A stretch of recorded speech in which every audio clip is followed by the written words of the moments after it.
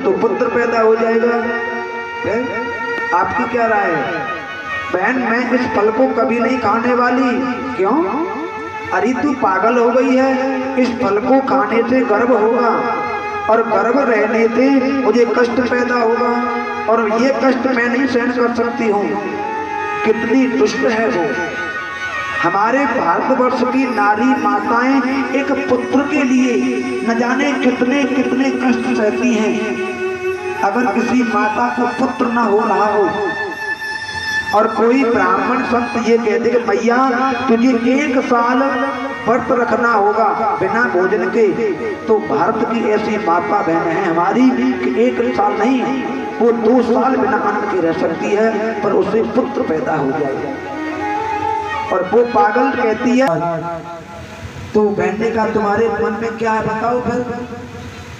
कि बहन मैं ऐसे खाना नहीं चाहती हूँ, ये मेरा निष्कर्ष है, अंत शब्द है। बहन ने बताया देखो मैं तुम्हें एक युक्ति बता रही हूँ। हाँ बताओ शीघ्र से। देखिए मैं इस समय 2 महीना के गर्भ से हूँ, दूसरा महीना है गर्भ है मेरे, और मुझे ये भी मालूम है कि अब की बार मेरे पुत्र ही पैदा होगा। अच्छा कि हाँ, तो मैं कहना चाहती हूँ तुम्हारे घर धन ज्यादा है, मेरे घर धन नहीं, मैं निर्धन हूँ, गरीब हूँ, तो मैं अपने पुत्र को आपको दे सकती हूँ। आपको कष्ट भी नहीं होगा और पुत्र भी सहज में मिल जाएगा, और तुम उसके बदले मुझे थोड़ा धन दे देना। क्या घटेगा? आपका बहुत धन है। उसने सोचा बात तो थोड़ी भी बन रही है, कष्ट भी होगा नहीं, पुत्र भी मिल जाएगा, धन चला जाएगा तो पति और कमा लाएगा। क्या बात है? आज वो दुष्टनी अपने मन में नए नए प्रकार के बहाने बनाने लगी। कभी पेट से कपड़ा बांध के फुलाती है, ऐसे करके पति को ये दिखा दिया कि मेरे गर्भ है। तो उसी समय पर उस फल को एक अपने घर में गऊ थी उसको खिला दिया परीक्षण के लिए, चुपचाप ब्राह्मण से पीछे। अब ब्राह्मण का जो संत का फल था वो कभी झूठा नहीं हो सकता है। उस फल को खाने से वो गऊ गर्भधारण हो गई। अब धीरे धीरे धीरे धीरे समय आने पर उस धुंधली की बहन के यहाँ एक पुत्र का जन्म हुआ।